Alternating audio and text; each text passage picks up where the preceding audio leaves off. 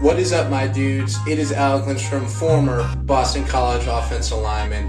You're listening to Basketball Conference, the ACC football podcast. Go Eagles and go ACC.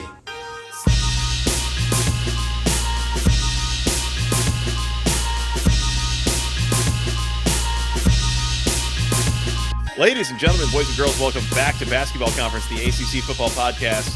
My name's Joey Weaver. He is Mike McDaniel. Mike, together again as we continue the team preview series.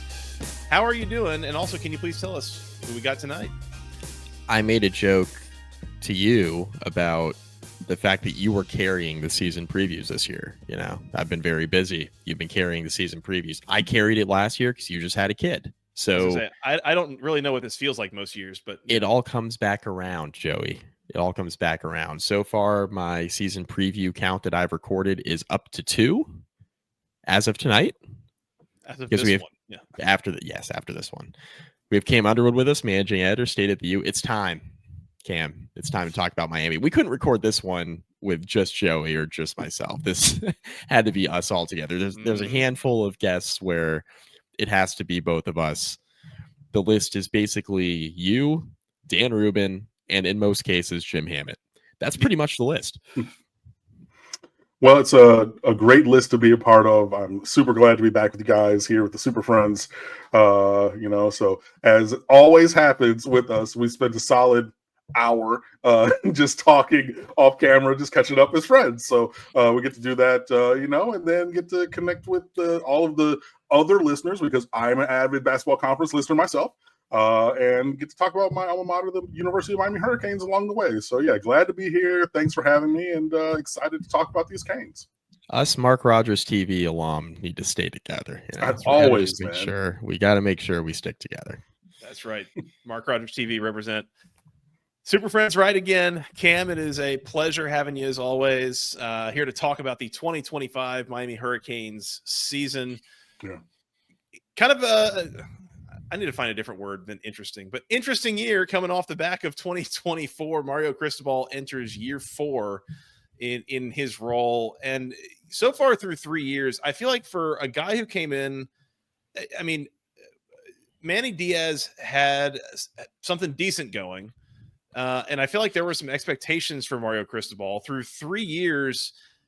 Missed a bowl game in year 1, 7-6 year 2, and then 10-3 last year. Last year had the Heisman winner. Very narrowly missed. Yeah, very narrowly missed a playoff berth. All this stuff, and yet I kind of feel like your mileage may vary as a Miami fan. Like, has this been a successful tenure so far, or do you feel like it's been a failure, or somewhere like anywhere in between? I feel like you could kind of justify however you feel about it. How do you feel like this Mario Cristobal tenure at Miami is going? Is it working for you, or do you feel like you're still leaving something to be desired here? Yeah, through 3 years, it is a bit of a Rorschach test when you look at Cristobal's record. You can see what you want to see. If you're an optimist, then you see growth every year. 5 wins the first year, 7 wins the second year, 10 wins the third year. And so, moving forward, if you are an optimist or a pessimist, then you say, okay, well, there's been bad game ops. There have been some really terrible losses, including to your alma mater, Georgia Tech, not once, but twice. I don't remember. Can we relive those? Or once in truly ridiculous fashion, because let's call a spade a spade. He wanted to get Donald Chaney his first 100-yard game, local kid, whatever. He didn't fumble the ball, but it was called a fumble. Boom, we lose. Cool. Last year, Georgia Tech just literally won every single 3rd and 4th down on both sides of the ball. Yeah. Cool. And we scored our fewest points of the year because he held the ball and literally won all the money downs. Okay. And then you can see, you have very good talent and you're kind of squandering some of it and, da-da-da. So you can look at it in a variety of ways. I think going to how you introed this question, I think a big part of how you look at Cristobal's tenure goes back to where you believed Miami to be when he took over. If you thought Miami was in a very close to winning state of operations, then yeah, it's going to be, your evaluation is going to be very poor, especially going into a 5-7 season. If you agree fully with what Cristobal said, which is we're not where we need to be. Sorry, the chat just distracted me. But if you believe what Cristobal said when he got here and said Miami is not where it needs to be, this is not, repainting walls. This is a total tear down to the foundation and rebuild, which he backed up at ACC Media Days, saying after he took over, that was the year that Miami's run of consecutive years having someone drafted nearly came to an end.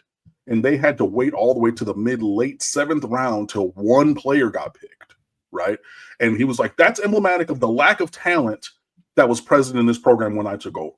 So whichever way you agree, and any kind of shading between those two, I think that really informs how you view this tenure so far in general.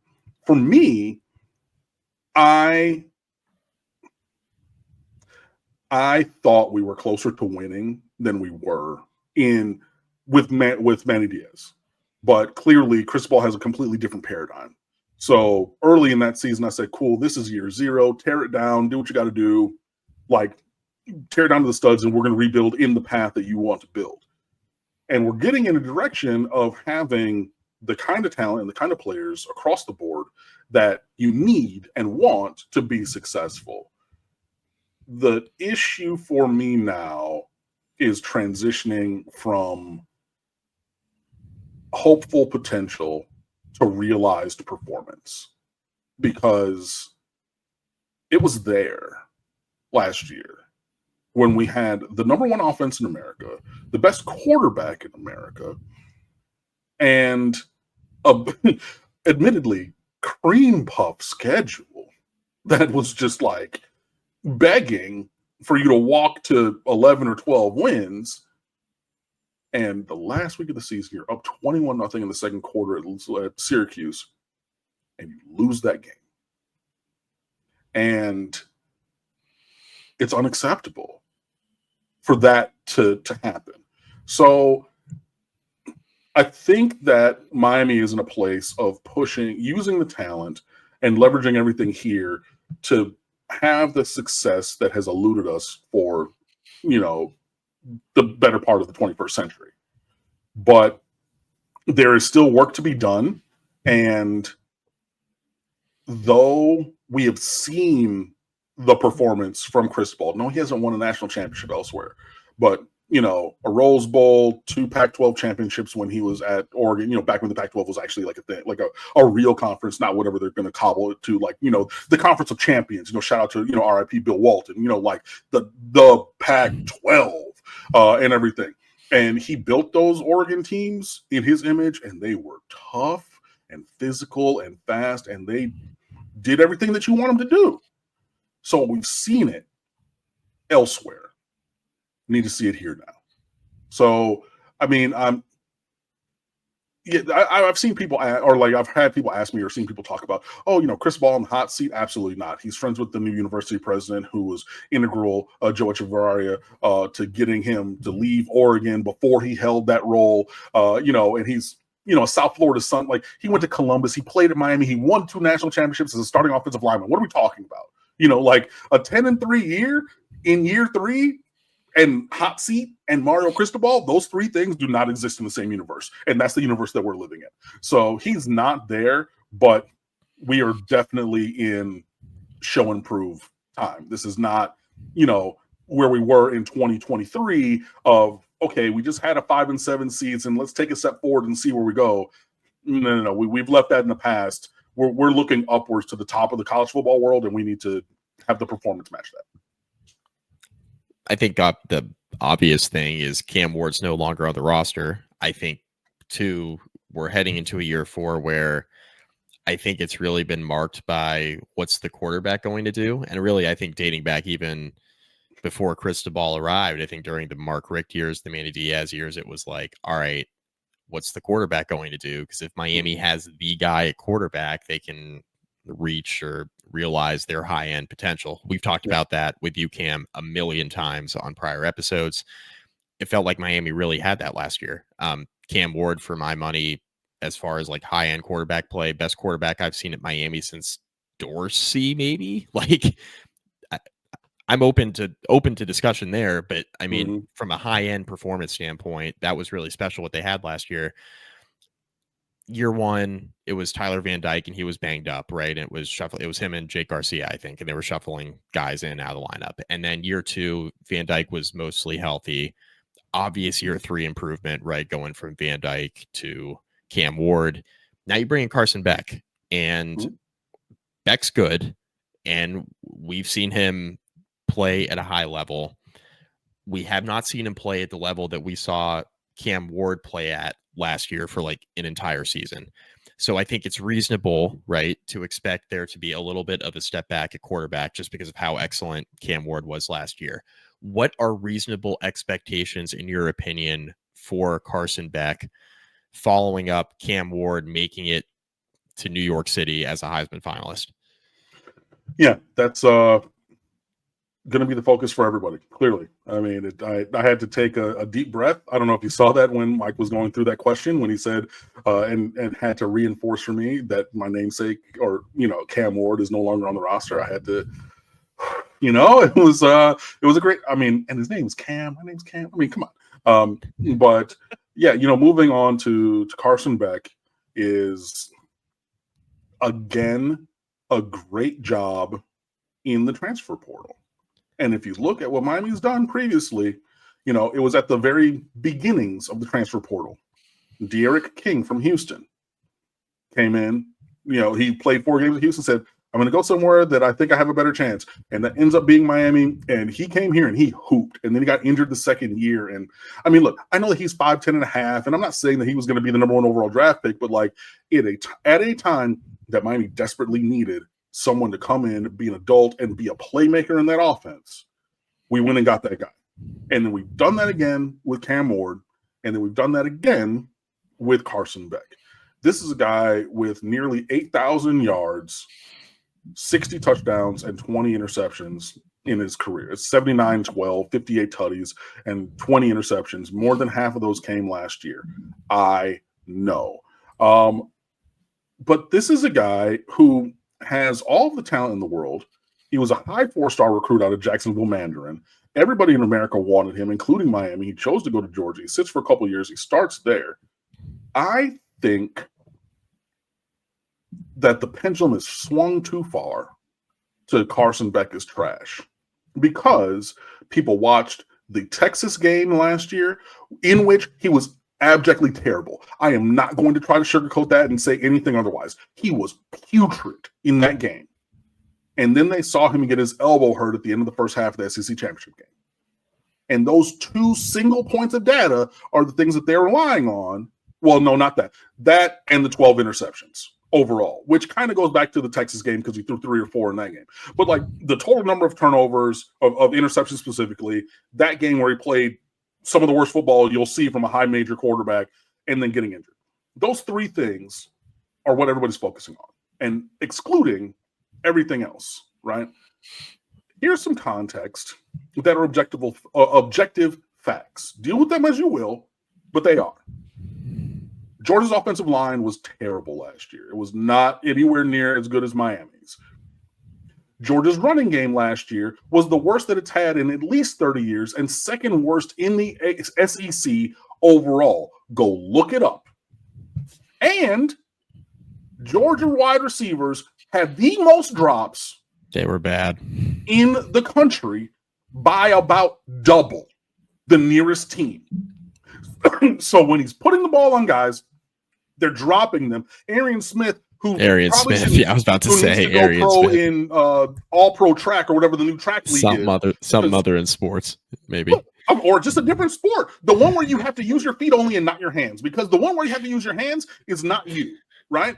Wide open all the time. So imagine with the number of drops, the yards and touchdowns that would be added to Beck's ledger, and the interceptions that would come off because they're off of the field because they've already scored, right? So when you put together a not great offensive line, despite having incredible talent, shout out to former Miami offensive line coach Stacy Searles, who used to coach at Georgia and back at Georgia, and not doing as good a job as Mirabal is doing here. Thanks very much. A terrible, terrible run game. Again, second worst in the SEC, worst for Georgia in 30 years, and a ton of drops, right? All that put together, I'm not excusing Carson Beck throwing turnovers. I'm not excusing any of those things.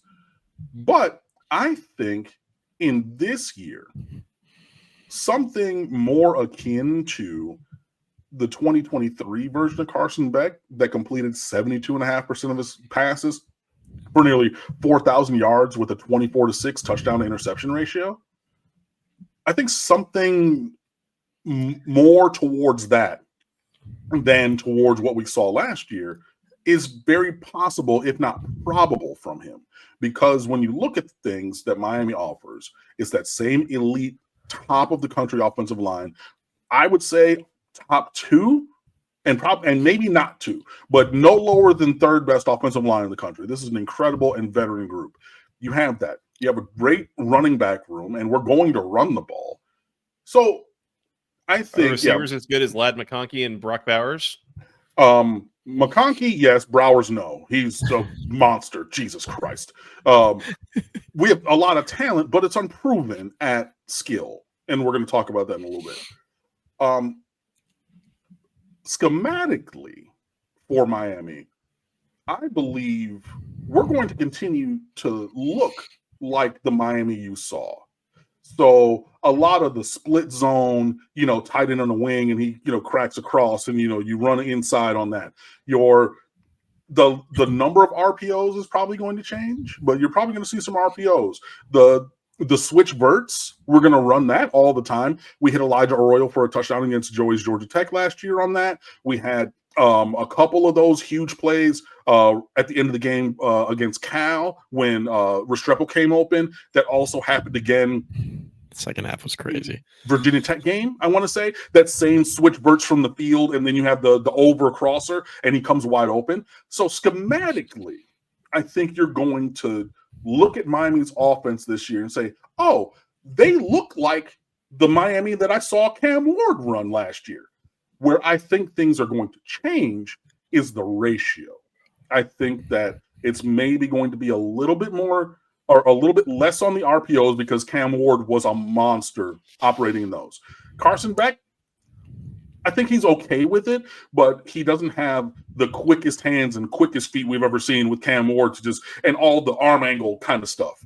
So if you're leaning into that with Ward, okay, we're going to take a percentage of that away. We're going to lean on this run game a little bit more. We're going to find some of these other elements of the offense and lean on those. So it's going to look the same in a different ratio kind of iteration. But yeah, I think something more towards what we saw from Carson Beck in 2023.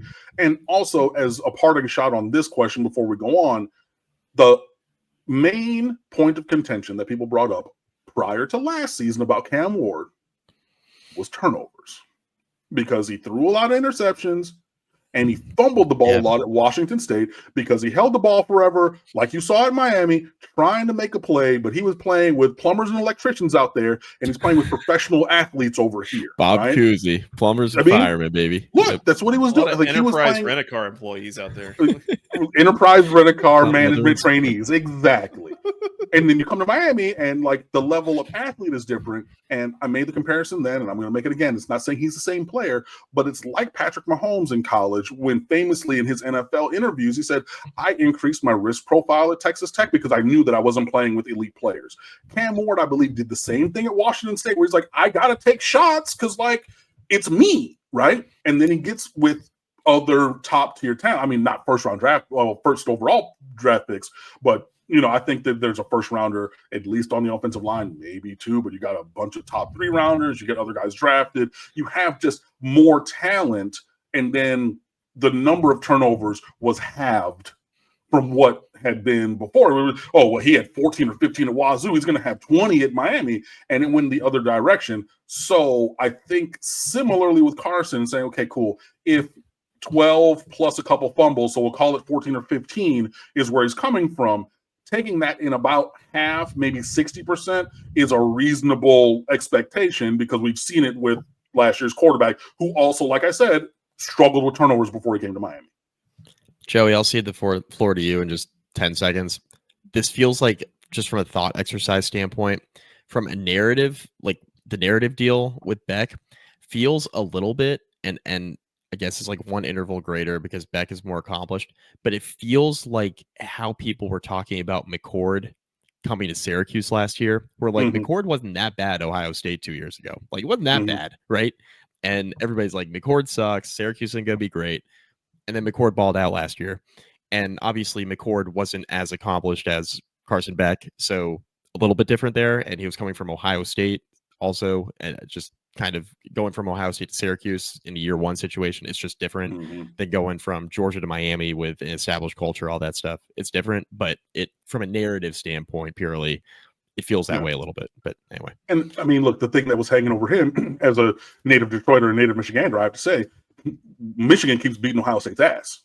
So, I mean, and wins are not a quarterback's stat, but it was ascribed to Kyle McCord, right? So he's like, so all of that angst, and like, I tell everybody always, Michigan and Ohio State is different. Like, we literally fought a war for the Toledo corridor. Like, there, like it is all of the time 25-8, 367. Like, even like more hours in a day, more days in a week, more days in a year. Like, it is 25-8 with that. Like, trust me.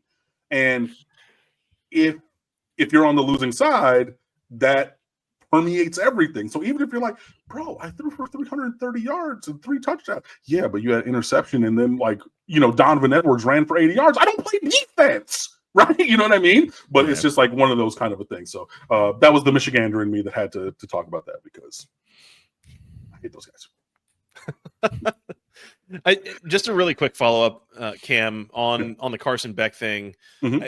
Last time we saw Carson Beck on the field was, I think it was the last play of the first half of the SEC championship game last year. He gets, there's a weird sequence of, he kind of rears back to throw, and I forget if someone like grabbed his arm. He might have hit someone's helmet.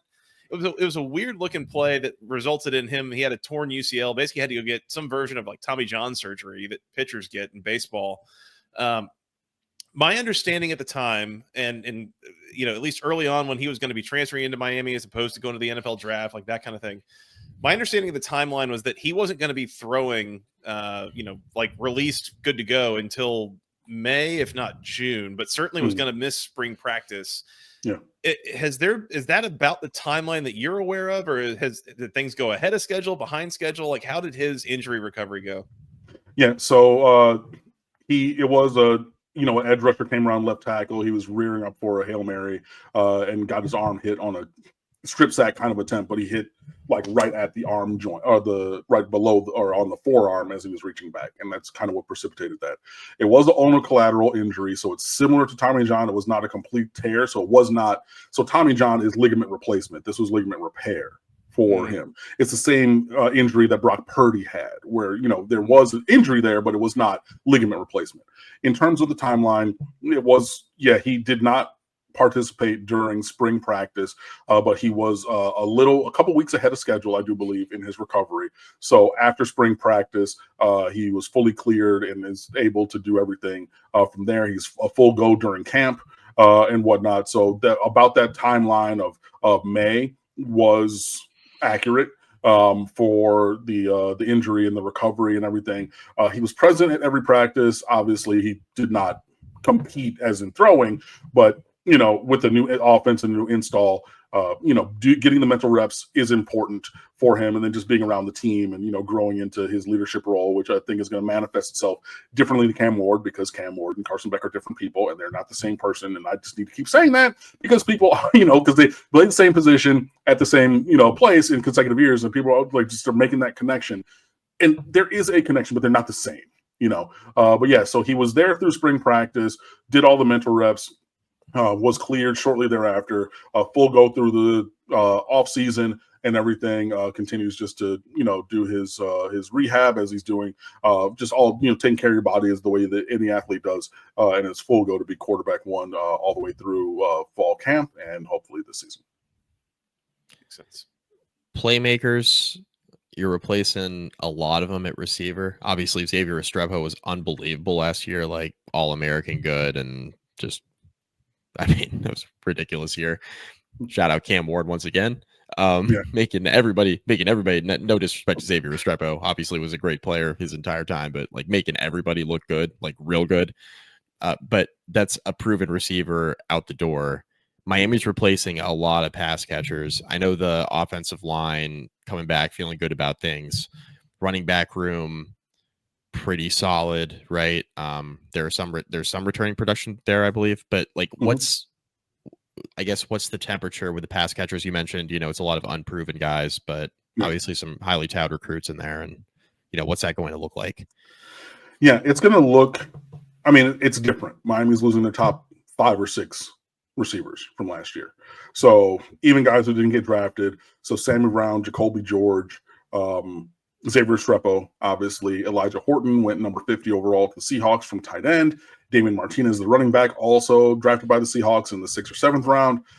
And then Isaiah Horton transfers to Alabama, which has apparently gone swimmingly for him, which, I hate to see. But he's a guy who just he wanted more money than we were willing to pay him to return, basically, in NIL. And he was going to be the number 1 guy, like by far. And he's looking like he's finally developing into that big time X receiver. So he'll operate opposite or with Ryan Williams and the rest of their crew in Alabama, which, hey, it happens and we got to move on. So the names are going to be completely different at pass catcher. Highly touted guys like JoJo Trader from the 2024 recruiting class coming into his true sophomore year. Malachi Toney. That's the guy that I'm looking forward to seeing as a freshman. This kid is a prodigy. If you remember, American Heritage 3 years ago had a national TV game in August, and this freshman kid went off for like 147 yards and 2 touchdowns. And in the middle of the game, had an interview, and it was just like, I know my stuff. I'm really, really good. They can't guard me. That was Malachi Toney. Remember how I said 3 years ago, but then he's at Miami? This kid is incredibly smart. He graduated, he classified up a full year and a half, excuse me, because he enrolled for spring practice. And this is a kid, as a erstwhile high school junior, won the Nat Moore Award for the best overall player in South Florida over plenty of 4- and 5-star recruits who were actual seniors and played 4 years of high school football. This kid won the award over all of them. And he's in as a slot receiver here at Miami. Again, after 3 years of high school football and 2.5 years in high school at American Heritage, which, by the way, is among the finest private schools education systems that you could ever find anywhere in America. And as a former educator, trust me, I know, and I'm certified and verified to tell you that. So all of that put together, this kid, I think, is the goods. Everybody's talking about him through spring. He gets there early, he stays late, he works hard, and he continues to perform. And he's battling a former 4-star Clemson commit, Ray Joseph, who decommitted from there, who was told by Manny Diaz that he was too small to play at Miami. Thanks, Manny. Manny got fired. Mario came in. Bob's your uncle. Ray Joseph stays in Miami. But, the next version of him is they're battling and saying, okay, like, Ray, you were the 1.0. Malachi Toney, I'm the 2.5 update. Like, that NVIDIA video card. So, like, we're going to go with the updated version. But they're battling. CJ Daniels, who had over 1,000 yards at Liberty a couple of years ago, went to LSU to play for the worst person ever, and battled a heel injury last year. So he didn't really. Anyways, he didn't get to put it on the field, but he's looking more like himself from 2 years ago, which I guess is kind of common ground between him and Carson Beck. So they can talk about how their injuries last year and everything and move forward. And there's even more guys there. Keelan Marion from BYU, who was All-American kick returner, also plays receiver. He's transferred in. Tony Johnson from Cincinnati is another guy battling at the slot with the aforementioned Malachi Tony and Ray Joseph. Josh Moore is a 6'4" monster from West Broward High School, who's a true freshman. Dalen Upshaw is a record-setting receiver from Alabama, who's also a true freshman. And then Chance Robinson from St. Thomas Aquinas is a sophomore. So you have all kinds of talent. We need to see who steps up. And the door is wide open for the opportunity for any and all of those guys. I think you might see a little bit more rotation than last year because it was pretty much the top 4 receivers of, Horton, Brown, George, Restrepo. 3 of those 4 on the field at all times, set it and forget it, and one of those guys rotates. Boom. So it's going to be less of that, and especially, well, I don't even know it's going to be early in the season because, we start with major games, but I think you see a little bit more rotation until guys get settled in their roles. At tight end, a throwback to a era gone by. He's listed at 6'3", but he's probably a little bit shorter than that. Plays tight end, wears number 9, from Las Vegas Bishop Gorman Senior High School. It's not Brevin Jordan. There's another guy who fits that exact same thing. His name is Elijah Horton with no H. Elija Horton. Sorry. No, it's not Horton. Elijah. Oh my God, I forgot his last name. Arroyo? No. Arroyo was last year's. Oh no. This is terrible podcasting. I'm gonna get it. Elijah Lofton, excuse me, Elijah Lofton. He is your starting tight end. And like Brevin Jordan, you're gonna see him everywhere. You're gonna see him at Y, you're gonna see him attached, you're gonna see him at H back, you're gonna see him move, screens. They even played him at running back when he early enrolled as a spring enrollee because we were light at running back that year. So he did some of that. So he's a guy who can play all over the offense, inside to outside. I mean, he can put him at X, put him at Z, kind of a thing. So he's a guy. Alex Bowman transfers in from Tulane at tight end. He's more of a blocker, but we saw old man grandpa Cam McCormick on his 37th year in 23rd degree as a blocking tight end, catch multiple touchdowns, even in the opener against Florida. So Bowman, though he blocks primarily, he's a guy who can affect the passing game. And there are 2 younger dudes, two true freshmen, Brock Schott from from Indiana, and Leo Gilbert, whose Schott is like 6'4", 250. He was first-team All-State tight end and D-end in Indiana. From Leo, Indiana, he was a monster. And then Luka Gilbert from Ohio is a bigger body dude. He's about 6'7", 6'8", also a basketball player, and he's really developing his body. Both of those guys, I think, have incredible talent. You're probably not going to see too much from them this year, but I just added them in to say, okay, at every position, there's a lot of talent. So it's going to look different. If I were to hazard a guess for my first group of receivers off the sideline in the opener, it would be CJ Daniels, Malachi Tony, and JoJo Trader. In a perfect world, those are your top 3 in the wide receiver room. JoJo Trader was a borderline 5-star coming out of Chaminade.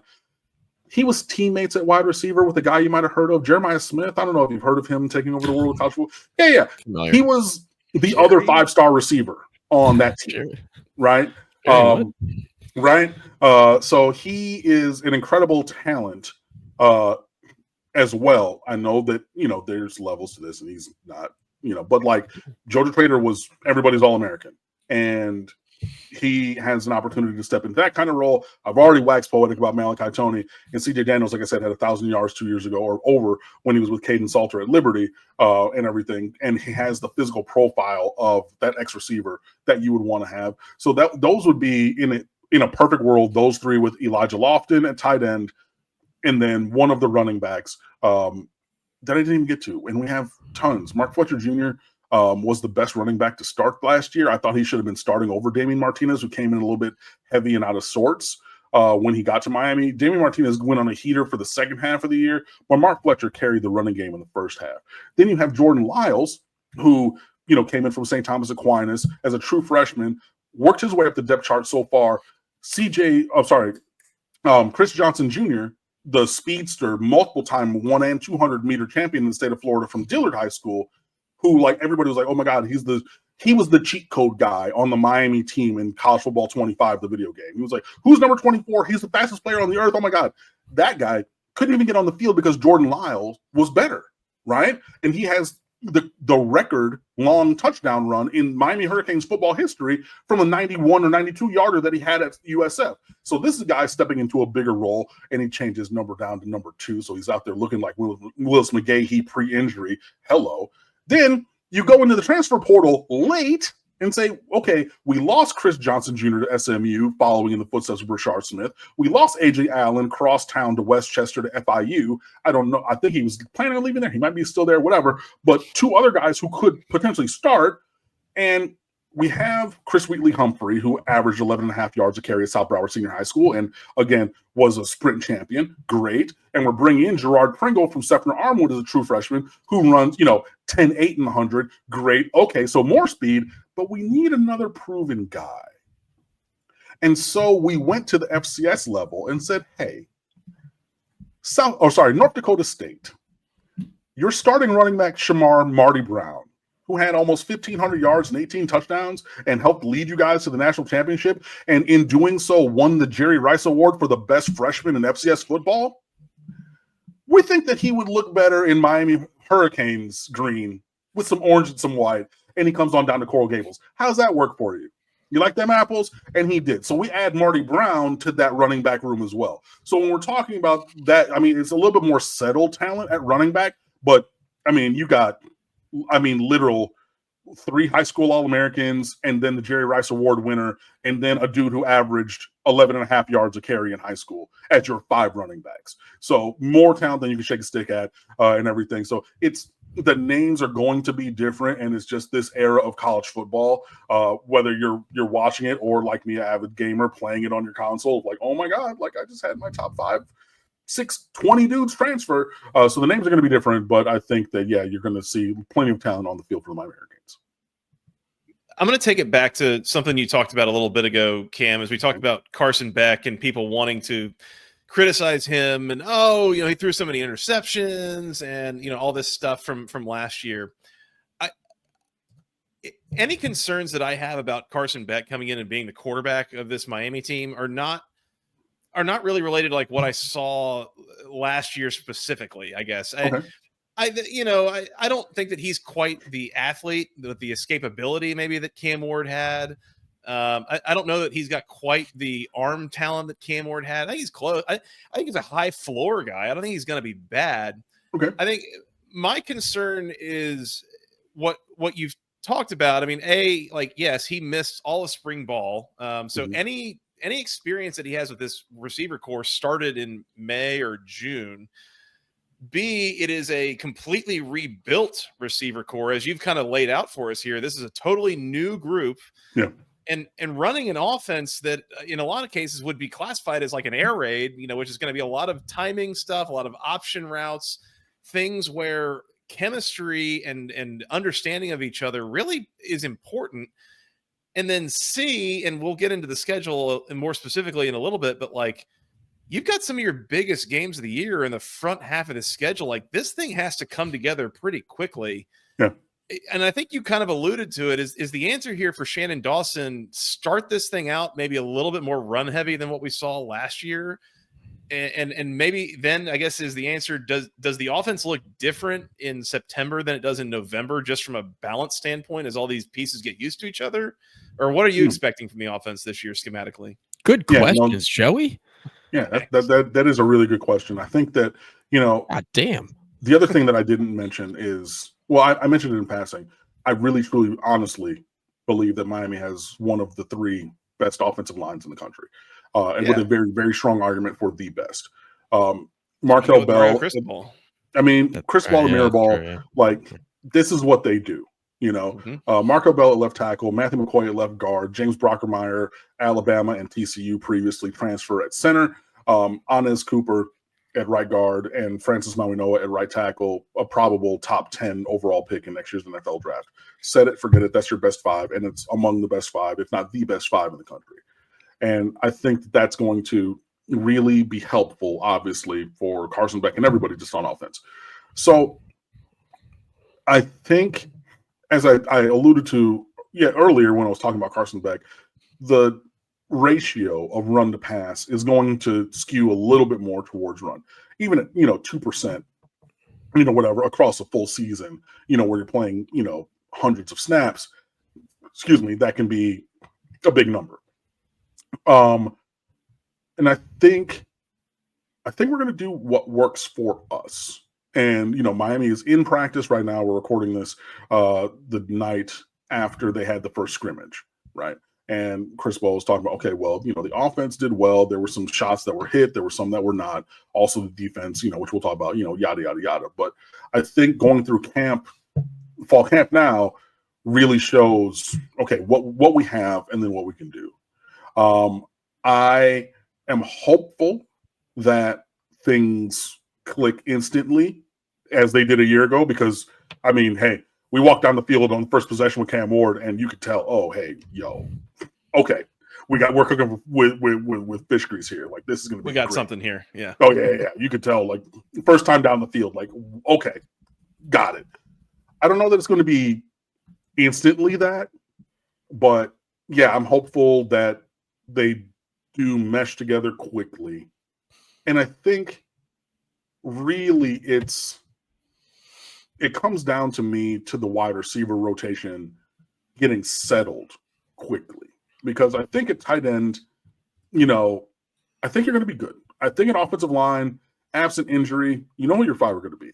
At running back, you can literally plug and play pretty much anybody, but you have really great talent, really, really elite talent in the top 3 in the running back room with Mark Fletcher, Jordan Lyles, and Marty Brown. It really comes down to the wide receivers. And so, yeah, I'm hopeful. We will see. I'm not going to just, go full homer and say, yeah, we're throwing for 700 yards and 8 touchdowns in the opener, and it's going to be that. I'm not. But how quickly things come together, I think, hinges on, I'm not going to just call it the wide receiver room, but the passing game in total. I think that's the most important thing. I think that you'll be able to set your clock by the fact that Miami can and will run the ball with diversity and physicality. And yeah, I think that, just going a couple, percentage on the split towards the run more would be advantageous. After that, I think following our second bye in 3 weeks, which is baloney. But after the second bye week in week 6, in week 7, sorry. So from week 8 to the end of the year, so the middle of October to the end, you will have had 5 games previously, 2 off weeks to really work on things and figure out who you are. And I think that at that point, you'll be more, you'll see the offense lean where they need to lean in a matchup setting, I think, more than in the opener, which is clearly like, we got to get started somewhere and then figure out our path forward. I think, once you have a couple of those, the non-conference out of the way and then the rivalry game against Florida State, after that, I think you'll see it be a little bit more malleable. So could it change depending on the week? I think that it can, and I think that it should.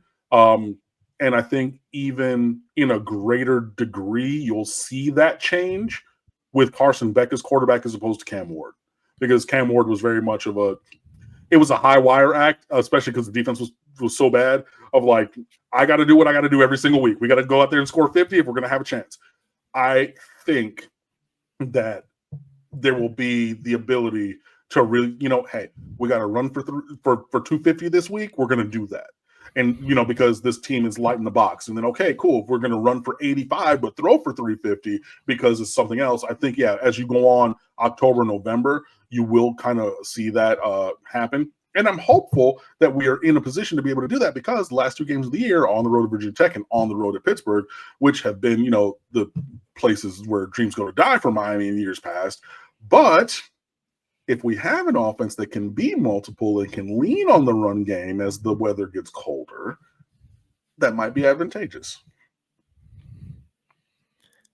Defensively, I think we could all agree the defense was the Achilles heel last year, right? Yeah. Wasn't good.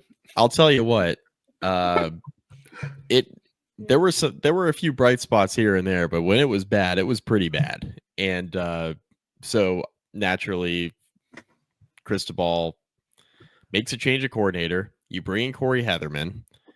I like the hire. I like it. I think it's a good one. Mm-hmm. Things are going to be different, right? So let's talk about the scheme. How much is the scheme going to change? And then let's talk about the personnel too, because I know in the secondary, a lot of transfers coming in. There's personnel just kind of at all 3 levels. There are a lot of new faces. So I guess first let's talk about the move to Heatherman. What do you think of that? Okay. The scheme, of course, the scheme change, and then the players they brought in at all 3 levels.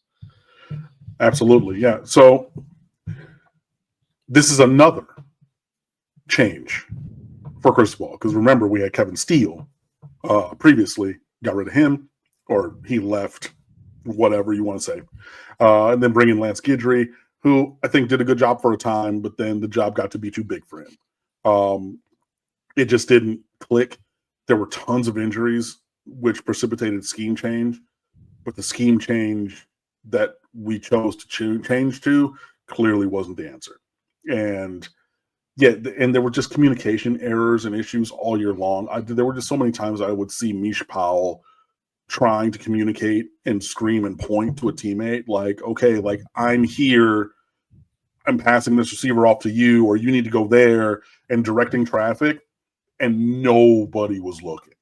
And then all of a sudden when, the other team was celebrating in the end zone, he's like, no, bro, like I was here and I was telling you to go there. I wasn't saying I have this thing over there. No, and like it was just it was maddening.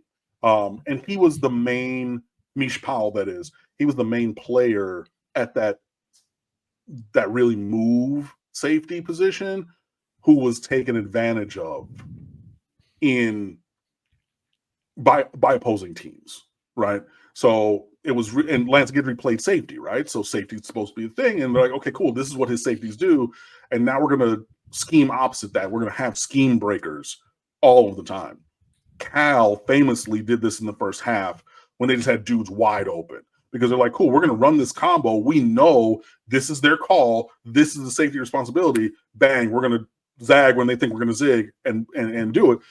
But like I said, when you had that and then also other scheme changes, it just didn't work, and the communication on the field was clearly lacking because there are guys who are just, they're yelling and screaming and pointing and nobody's moving, and it just doesn't work like that.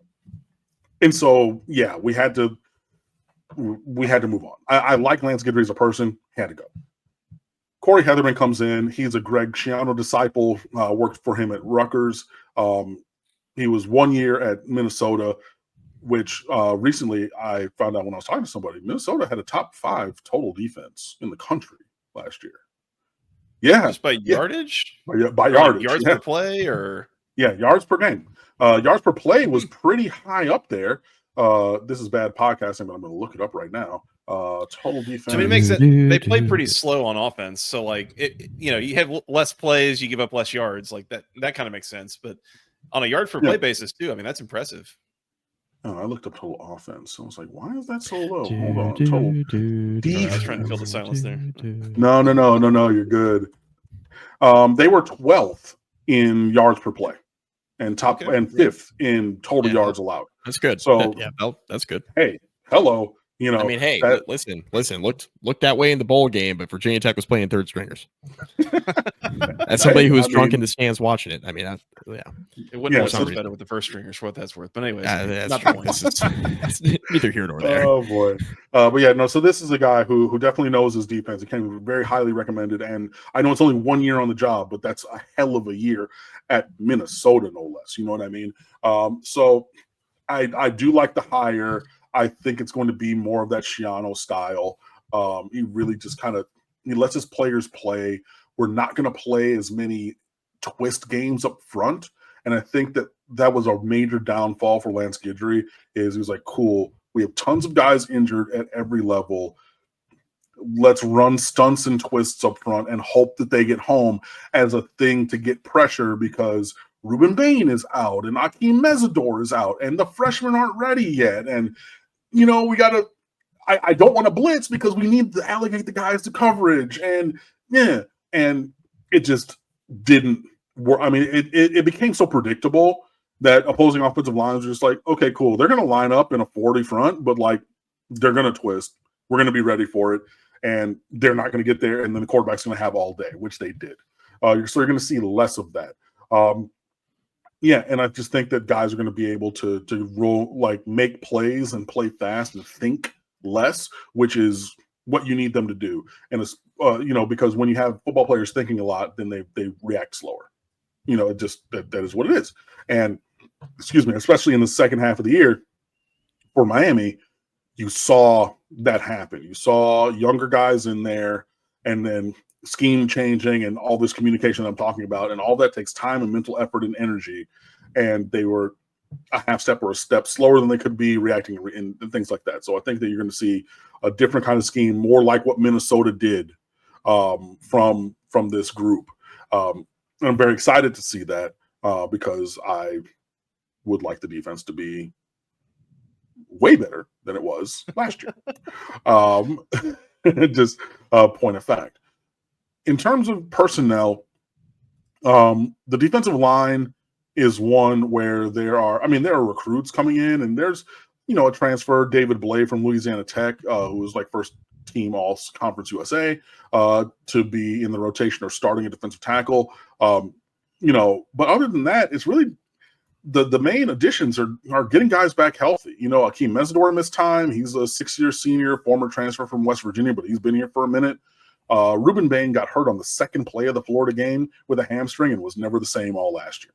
That's just what it was. But he's a guy who is slimmed down a little bit. He looks healthy and explosive, back to his freshman kind of, freshman All-American status from 2 years ago. And even after missing most of last year and having, the injury precipitate the sophomore slump that we saw, he's still being mocked in the top 15 of most early NFL, draft look-aheads as a true junior. Still, like, that's the kind of talent that he has and that people, have seen. This is a guy who had like 58 sacks in a season in high school. A singular season. I think it was 45 and a half. Excuse me. I over-exaggerated a little bit, but like, this is an elite player. So you're going to see him, former 5-star Justin Scott from Chicago, Marquise Lightfoot from Chicago, former 5-star defensive edge, Ahmad Moten Sr., a developmental defensive tackle who stepped into a huge role here. I don't use that as a pejorative. It was just like if you were like, well, I don't remember him. He wasn't this super high 5-star recruit that you're talking about. He wasn't, but he is a very, very, very good player, as he's moved into his third and fourth year here. So defensive line, I think that we have a very, very good group. Damian Lewis, former Miami All-American and first-round draft pick, is coaching the tackles now. Former defensive tackle coach, went to his alma mater at, Arizona. He coaches back out there now. So you have a first-round draft pick in Damian Lewis and a Hall of Famer in Jason Taylor coaching the defensive line. Works for me. Linebacker is going to be coached by Heatherman. This is the position that he coached at Rutgers and also at Minnesota, even though he himself played offensive quarterback like Cam Ward in college. But hey, whatever. This is a position where we could see a lot of change. You bring in Mohamed Toure from Rutgers, who played for Heatherman 2 years ago as a 7th-year senior off of 2 ACLs in 2 different years. But, he's like, I I know the scheme. I know what you want. I know all the calls. I know all the fills. I know it. So he comes in to compete for a starting job. Wesley Basaint in his senior year, who it just seems like was this blue chip recruit, bright-eyed and bushy-tailed, but now he's a senior. He's fighting for his starting job. And there are several other guys in the linebacker room with size, speed, and skill that you would want to have on your team. It'll be interesting to see how the rotation goes, especially there, because the new coordinator coaches that position, and that's a position that Miami's needed a little bit better performance for a while. Like, this is a thing that I've talked about, throwing numbers of scholarships at linebacker, like literally from the beginning of my blogging and content creating career back in like the late 09, 2010. So this has been 15, 20 years of like, hey, we need to do something in linebacker. And now we bring in a linebacker coach as defensive coordinator to enact that change. So that's one where I could see the previous starters being unseated because new regime, new guys, I don't know you. You don't do what I need you to do. We're going to play the other guys. In the secondary, oh boy. Yeah. This was the Achilles heel, clearly. I don't even want to call it that. It was the Sean Taylor, Ed Reed. Oh yeah, all at the same time. First round pick Mike Rump, Phillip Buchanan, Devin Hester moonlighting on defense. Nasty. Oh yeah, that group, last year's group was not. We bring in freshman All-American Zachariah Poyser from Jacksonville State. He's a Florida native who he redshirted Jacksonville State, has a freshman All-American season, first team All-Conference. He transfers back to the state of Florida. He and Jacoby Thomas, who transfers in from Tennessee, that's your starting safety group. And I think that's a really good group, a freshman All-American and honorable mention, an All-SEC player. That'll work. OJ Frederick was a freshman All-American for Miami at cornerback. He returns. And then you bring in a bunch of different dudes. Ethan O'Connor from Washington State is a 6'2 corner who comes in. Damari Brown, who missed most of last year after starting the opener at cornerback. He returns. You have some blue chip recruits in there. And so there's needed change, right? I know that I've singled out Mish Powell on the communication errors. He made some mistakes himself, but this is a guy who started for Washington in the national championship game the year previous, right? He can clearly play, but he also now, after 5 or 6 years in college, leaves, so his experience leaves with it, but you replace him with Thomas and Poyser at safety. This is another group where I could see some changes. I mean, clearly, I would think the freshman All-American, that the incumbent that you had in OJ Frederick, would maintain starting status. That stands to reason. You clearly went the mercenary route at safety, even though you hope to have Poyser for multiple years because he's only a redshirt sophomore. But you went and got Thomas, who's upperclassman, junior, senior, and then Poyser, a redshirt sophomore. Okay, we went the mercenary route at safety because Mish Powell graduates. Jaden Harris, whose name was Mud. I mean, he was bad. Very physically talented, but bad. And then, it could be any number of dudes at the other spots. Because, you're probably going to play 5 defensive backs. So if you're talking about, okay, more often than not, Poyser, Thomas, and Frederick are going to be your 3, nailed on guys. There's some other dudes that could be there with plenty of talent. Ethan O'Connor, he played a lot of football at Washington State. He's probably one of the leading guys, Damari Brown being another. And there's a couple of names that are escaping my memory presently. But yeah, there will be definitely a new look to the group in the secondary, and I think that is a good thing for Miami. But yeah, putting all of those pieces together, again, the names are going to be different than you've heard for Miami. And largely in the back 7, I think that that's a good thing. On the front 7, or the front 4, I think that the new names are finally maturing into bigger roles, whether that's a Justin Scott, whether that's a Marquise Lightfoot, whether that's Armando Blunt, who's another young guy who reclassified up and was a 5-star, and he was on this roster last year. If those guys, David Blay transferring in, their new names, most have been here, one new addition, but ready for prime time now. So if you're like, oh, I haven't heard of this dude, or I think that's with good reason. And yeah, I just want them to be mean, fast, and physical. Just go out there and play with your hair on fire and go light stuff up. And I think that we have the players to be able to do that. And I'm hopeful that if what we do schematically at Miami looks like what Schiano did when he was the coordinator at Miami, because those defenses in the early 2000s were the defenses of champions, right? What he's done at Rutgers, which is not award-winning necessarily, but that's a sturdy defense, right? And always has been and always will be under Schiano. And then what Heatherman put on the field at Minnesota. So, like, we've seen this defense in multiple places, including at Miami back when we were sponsored by Nike, because this is an old shirt, you know what I mean? So if it looks something like that, I think that we have the players to be able to make plays. And just, the growth path needs to be from bad to mediocre plus. If we get the defense from bad and skip the mediocre and get to straight good this year, then I'm talking reckless. But I would just say, cool, let's get from the bottom of the country on defense to mediocre plus, and I'm good. I want to hit the schedule here, Cam, and I think the way that you assess this schedule of is it difficult, is it not, probably pretty heavily hinges on what Florida and Florida State end up being, because I feel like those are two teams that have a high range of outcomes this year. I mean, they could both be top 15 teams. They could both miss bowl games. Like, we just have no idea with basically the way that those things are going for kind of different reasons. Florida seems heavily dependent on is DJ Lagway healthy or not. But I guess looking at it, I mean, if both of them are in the top half of their outcomes and they are solidly formidable opponents, you got a pretty front-loaded schedule here where you start out with Notre Dame right off the bat. That's, obviously last year's national runner-up, a legitimate team, especially with their defense and ability to make things hard in opposing offenses. You've got Florida, you got your game in Tallahassee, and then you've got Louisville is, rounding out the first half of the season.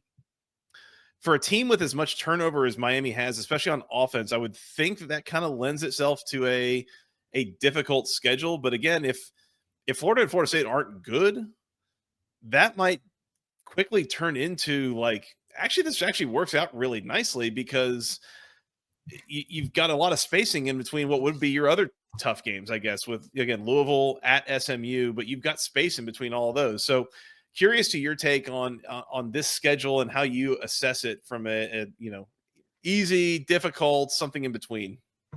Yeah. Last year's schedule was a cakewalk. This year's schedule is, probably a 7 in terms of difficulty, like 7 out of 10. Could be worse. I mean, maybe you can make an argument for an 8 because Notre Dame in the opener, and the non-conference is very much more difficult because you're taking off Ball State, who was one of the worst teams in the FBS, and replacing them with the national runner-up in the opener, Labor Day Sunday night. You know what I mean? So, I don't know, man. Listen, Notre Dame lost to a MAC school last year. People forget. I mean, we talk about Ball State. I mean, come on now. True. I still, even though they did lose to Northern last year, believe Notre Dame to be a little bit of a tougher opponent for Miami than was Ball State. And so, that definitely raises the degree of difficulty. And also, I believe Florida will be the Florida that we will see at the end of September will be better than the Florida that we blew out earlier or in the swamp in the opener last year. 41-17, Miami left conservatively 20 points on the field. That was a name your score game. It should have been a 50 burger, medium, mid 50s is conservatively what we should have scored, pushing 60, and we didn't. But that's okay because we still blew them out. But I think that the version that we see of them 4 games in will be better than what they put on the field last year when people tried to tell me that Graham Mertz was degrees better than Cam Ward, and I was crazy for intimating that DJ Lagway offered them a better chance to win against Miami than did Graham Mertz. But that's why I stopped arguing with idiots on the internet, Cam. That part. And we see who's right about that one, right? So yeah, the schedule is more challenging. I think making it a measure even more challenging than that is the 2 buys in 3 weeks shenanigans. We are one of 3 teams that has that, because if you don't know, normally for the listeners, there are 13 weeks in which we play 12 regular season games. This is another year where the calendar falls in a way that there are 14 weeks in the window of the season. So each team gets 2 bye weeks. Miami's late Thanksgiving, I think, is what it is. Yeah. So / early Labor Day.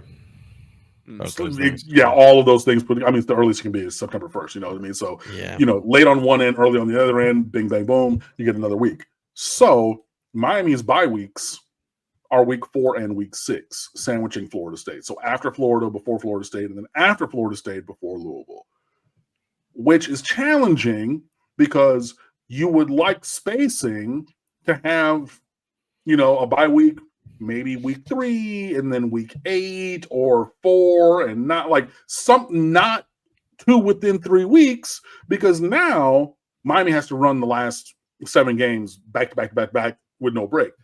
And as I've mentioned a couple times in these prior answers, Miami had plenty of injury issues last year, right? Like the starting left tackle, Jalen Rivers, got hurt in the opener, and then he missed 5 weeks, came back after the bye week against Louisville, right? So you had, those kind of things. So we've seen injuries impact this team in a negative way already. And now you're saying, okay, run the last basically 2 months of the season straight, no chaser, deal with it. And just to be put in that situation by the schedule makers when there were other options available is just shenanigans. And I know that there are 2 other teams that also have to do, so I'm not saying that we're exclusive with that, but it doesn't make it better for Miami to have that. You know what I mean? So that is an issue.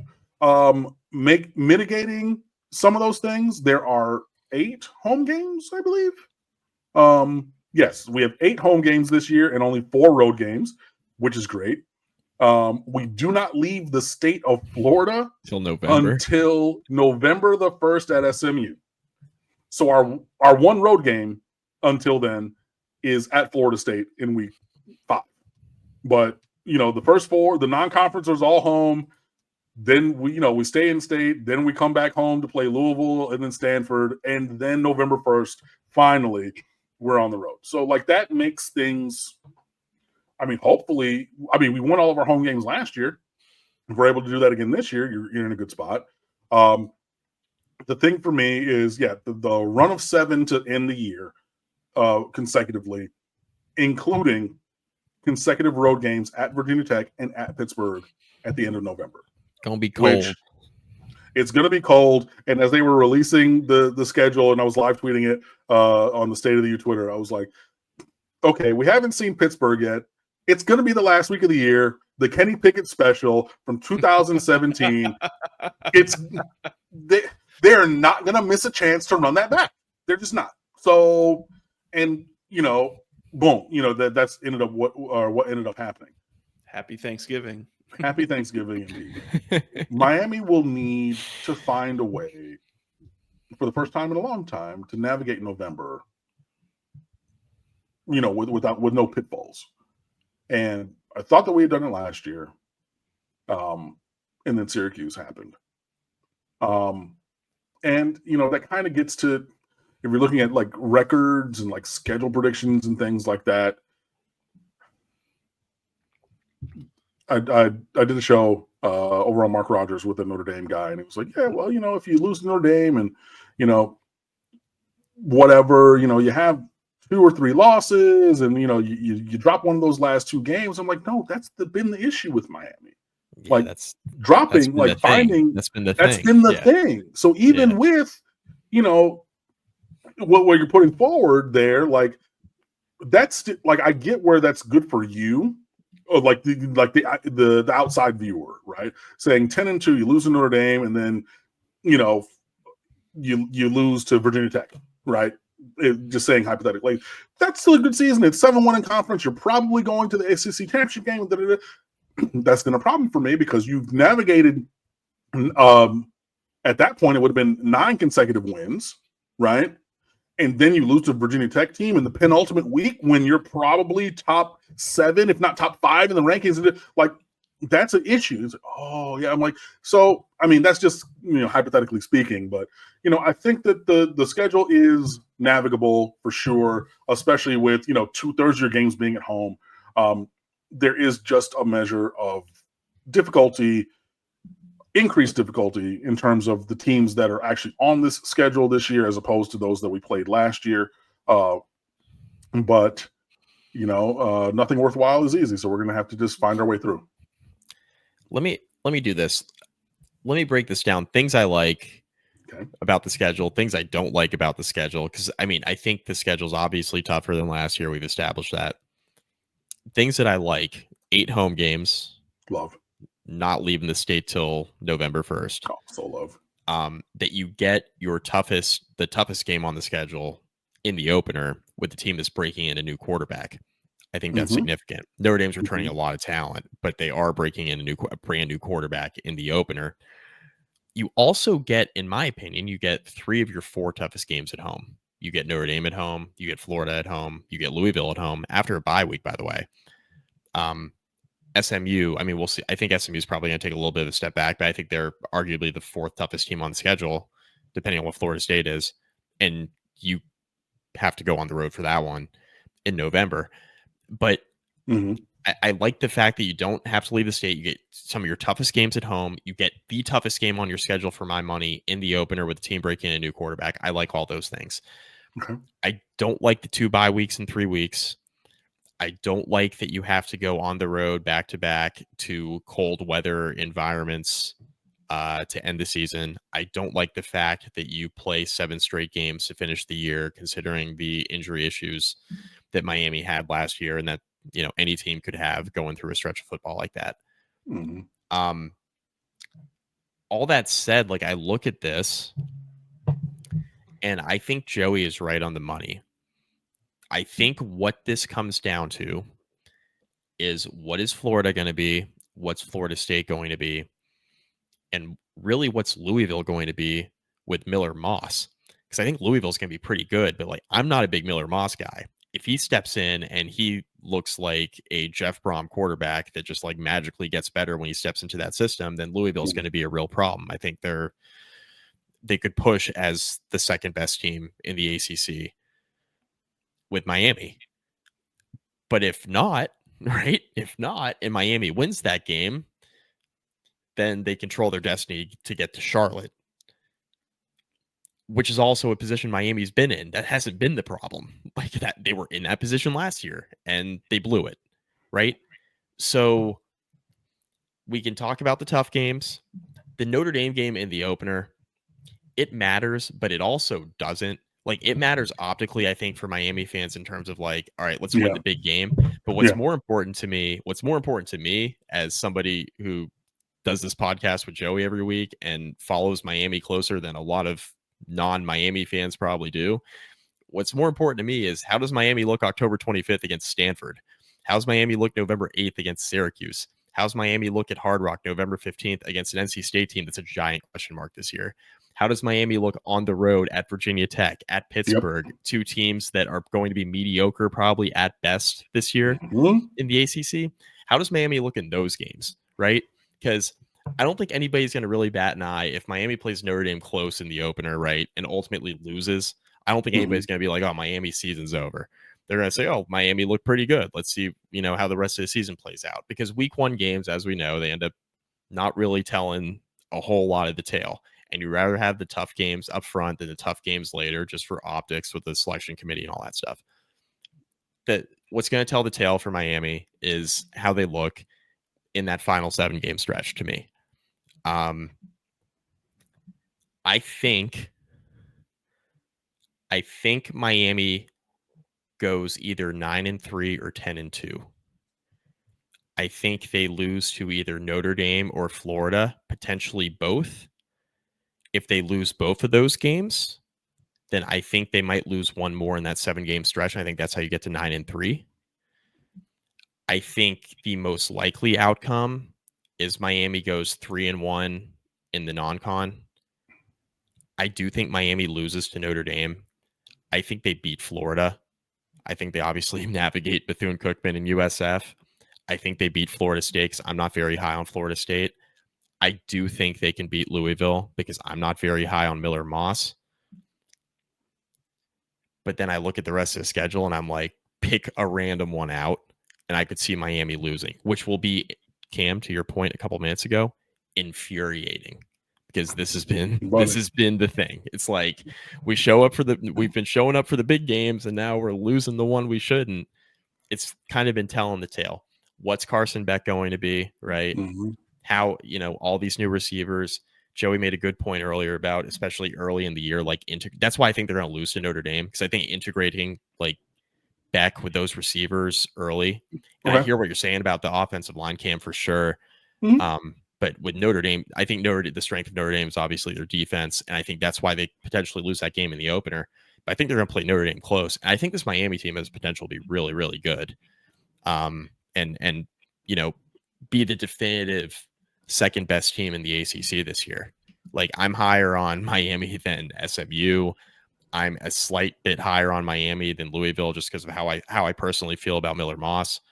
Mm-hmm. But again, it's like, you got to show me in that closing stretch, because I don't love how the schedule lays out. I do like it with the tough games up front, but I also don't love it with the 2 bye weeks in 3 weeks and then having the 7-game stretch at the end with a bunch of cakewalks. It's like, you got to pay attention. Like, you gotta hold the team's attention a little bit in that Stanford, SMU, Syracuse, NC State stretch.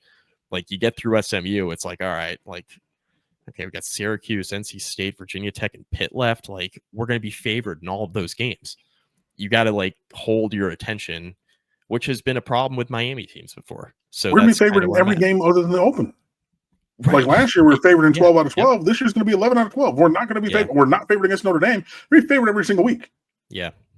This is not, like this is what we've been talking about. Like the level of talent. And, do we play to the level of talent, or do we play down or below to the level of our competition? Like, the expectation, it should be there. I'm sorry to cut you off.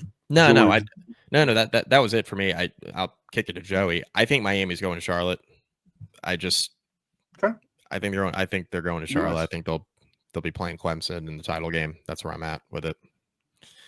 I think being favored 11 times this year leads into my final question appropriately here, because the last thing I kind of wanted to get your take on, Cam, and this is a little bit of me doing the thing that I hate of the talk radio, talking about what somebody else said, talking about talking. The coaches poll came out in the last, I don't know, week or two, whatever. They had Miami ranked 10th in the preseason. And again, with as much as changing, especially on the offensive side of the ball, some of the well-documented silly losses that we've seen in recent years, 10th felt high to me. Like, if you told me there was 17th, okay, fine. Like somewhere between 15, 25, that's fine. 10th felt really elevated to me. How did you feel about that, Cam? Do you feel like they're a legit top 10 team coming into the year, or is that a little bit inflated? And if it weren't for the coaches, I would say maybe a little bit for the sake of TV ratings, week 1 against Notre Dame. Oh, we got a top 10 matchup. I think it's very much ACC revenue. ACC revenue, the TV thing. I think that the ranking was inflated for that very purpose. Like, I think that the coaches know. I think that they're aware of those things. And they said, okay, cool. Miami, and again, always been a brand name. We have not necessarily been relevant for winning, but branding, still there are people young, old, anywhere. Oh, Miami's usually pretty good. Or I can't stand Miami. Let me hate watch and root for the team that's playing against them. You know what I mean? Like, either way, but we drive the needle. It's been shown and proven. So, I do think that that's why Miami was ranked 10th by the coaches. I think that, it was inflated a little bit. I think, more in that, 14 to 18, I think is reasonable for where I would have had Miami going into the season.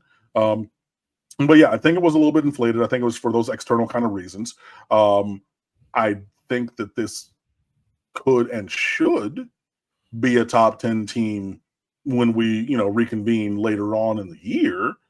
But heading in at 10, yeah, I think that's just, just leveraging the brand name of Miami for conversation.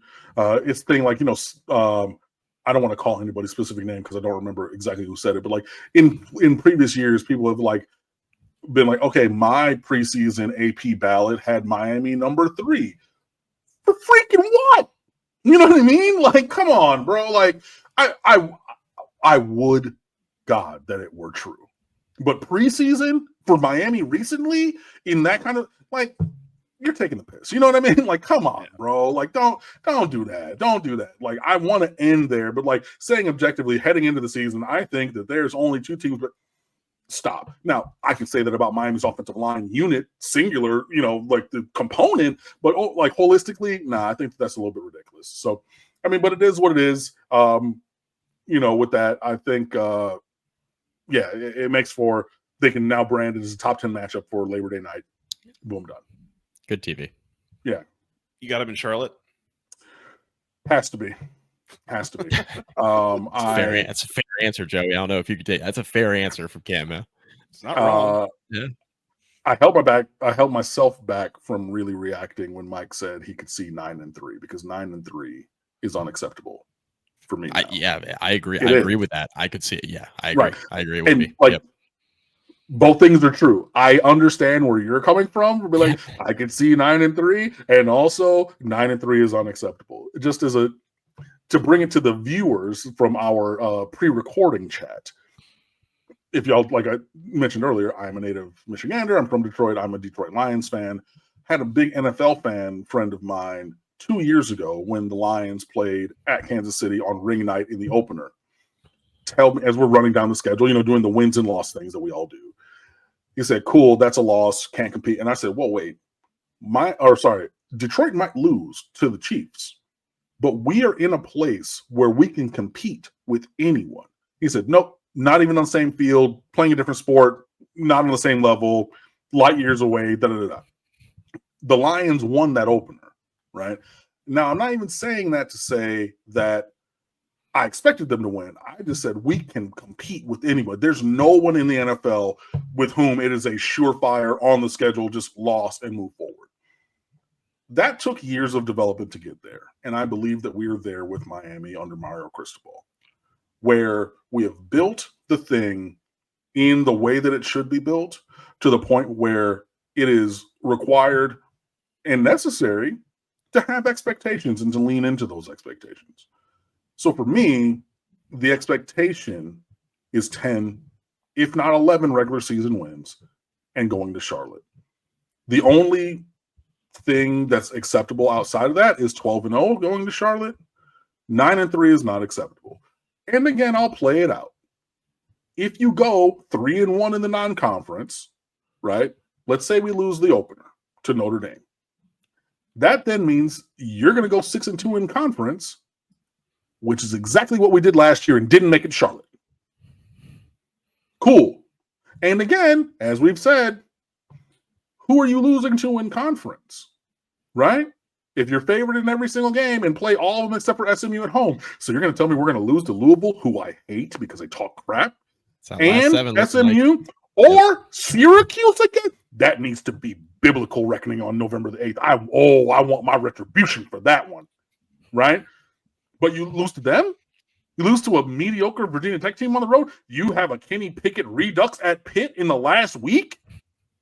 Which would then be the same thing that happened last year in the finale that would probably keep you from Charlotte. How is any of that acceptable? Hey, the tight end playing quarterback at Pittsburgh, Eli Holstein, your buddy Bud Elliott says. Hey, man, it is what it is.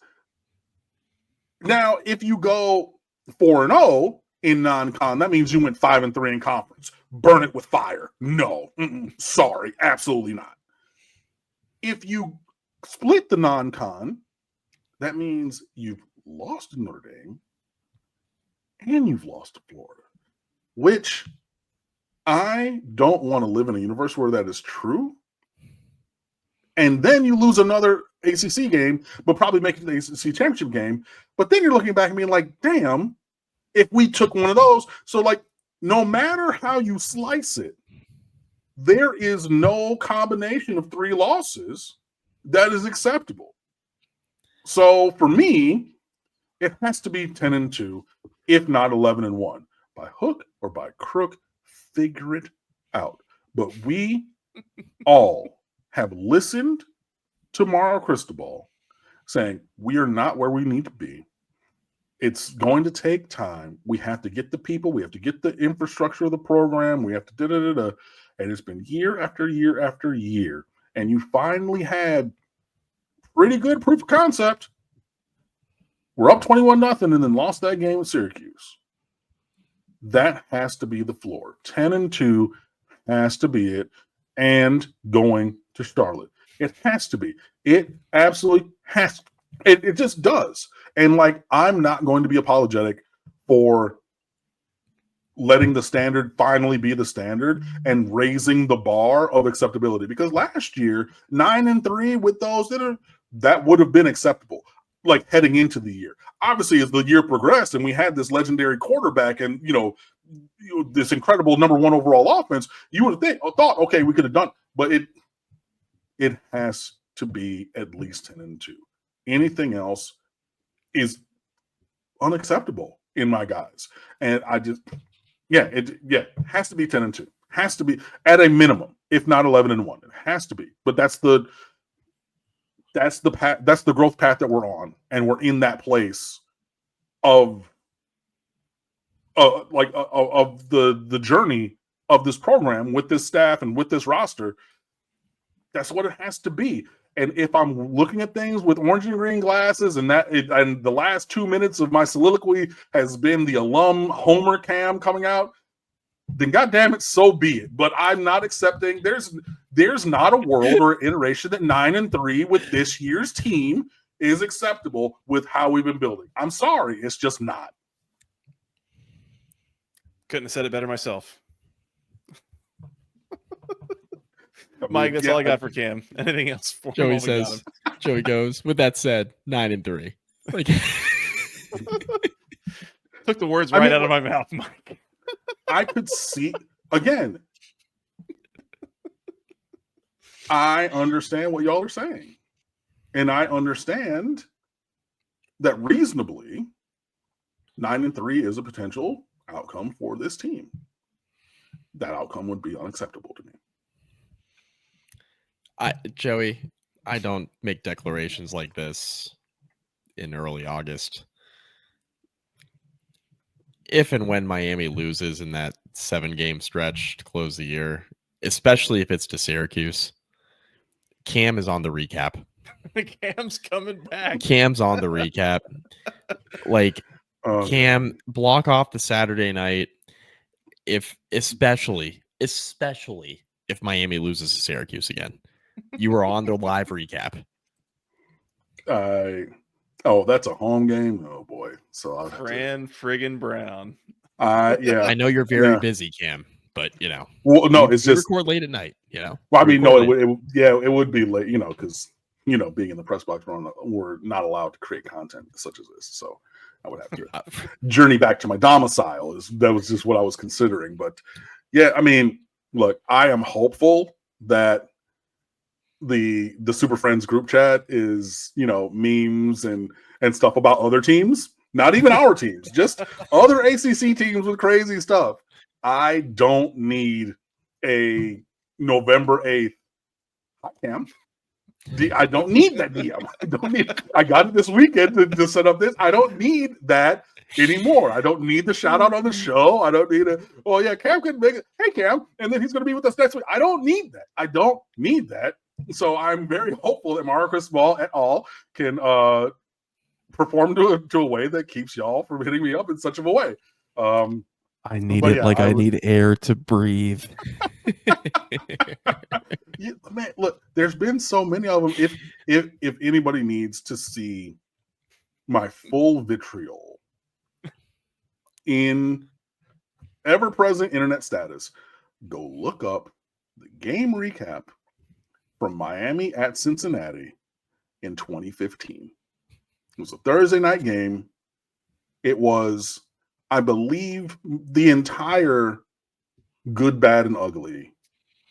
I believe it was 43 words total. The good, no. No.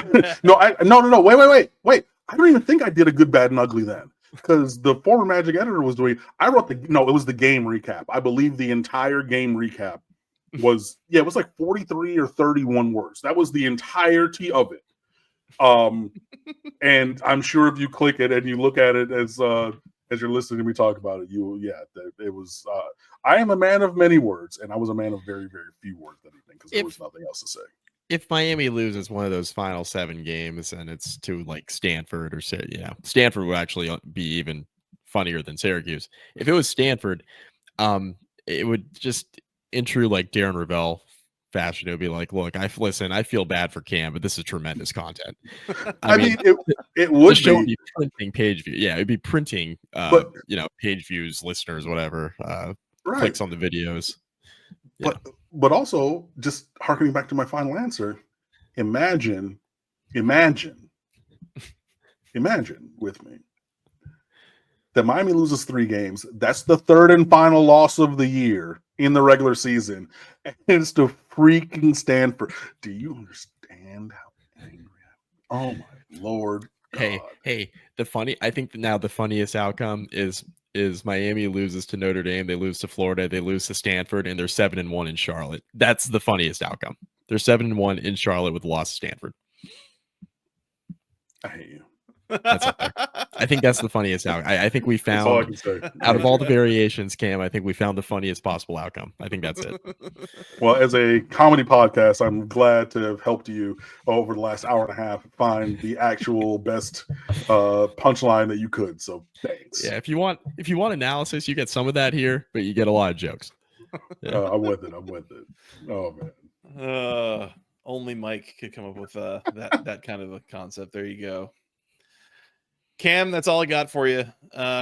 Appreciate you as always. This has been an absolute treat, as it is every year. We love having you on, as you're well aware. Friend of the program, the friend of the program. You want to tell the people real quick, remind them where they can go find your stuff. Yeah, man. Like I said, always glad to be back here with the Super Friends. So, yeah, thanks for having me again. Managing editor of State of the U, which all of SB Nation just had a brand new redesign. So there are fewer ads for people who are logged in. It has a brand new look that is optimized for mobile. Same great content, and we're even bringing in a couple new contributors to help us navigate through this season and create some great content as we continue to be the leaders in commentary and analysis for the Miami Hurricanes. So it is stateoftheu.com on all the socials at the State of the U. Please come on over and fan with us. And yeah, just join us on this journey that hopefully does not end up in the win-loss record that Mike's joke has, and has more even success on the field. But it's the thing. I've been blogging about an average to maybe good, but sometimes bad team for 15 years. I would love another 2017 where I'm trying to find content of but without the pitfall at the end. You know what I mean? Like a really, really good team all the way through. That would be good word. That'd be great. But whichever way it goes, stateoftheu.com is where you can find us, come fan with us. And definitely keep listening to these guys, because I listen every week. And as always, I like to say, if you're ever listening and you hear a random September, hi Cam, during a thing, I'm Cam, it's me. They're saying hi to me, and I'm saying hi to you guys. And thank you so much for watching and listening. Absolutely. Just remember, Cam, for as many jokes as I'll make about Miami this year, of which there will be many, just remember, I am predicting that they will be in Charlotte. Just remember that. I'm with you. I'm with you. Just remember. I'm with you. I just hope that it's closer to the 10-2, 11-1 than the 9-3 with jokes. I'm gonna walk this journey with you. All right. Well, yeah, I'll hold your hand along the way, my friend. Cam, you're the best. Love you, buddy. Appreciate it. We'll have you on sometime again soon. All right. Absolutely. I'm always here for you guys. There you go. Cam Underwood, ladies and gentlemen, go follow him. Stateoftheu.com on the SB Nation Network, at the State of the U on Twitter, at Underwood Sports on Twitter. Absolute treat, both for Miami sports coverage, video game coverage, other things. He does a lot of things on there. So go follow him there. Mike, we're going to get out of here. We got a lot more team previews to keep rolling with, so keep it tuned here. YouTube.com/@the-ACC Football Podcast. Apple Podcasts, Spotify, wherever you go get your podcast, go find us there. We would appreciate that. Hit the subscribe button, and you will get all of our latest episodes. Hit the bell icon on YouTube if you want to be notified when we're going to go live as the season starts, and we do some live previews and recaps every week. Keep it tuned here. For that guy, Mr. Mike McDaniel, for Mr. Cam Underwood, I am Joey Weaver. We'll talk to you guys again very, very soon. Until next time, go Canes and go ACC.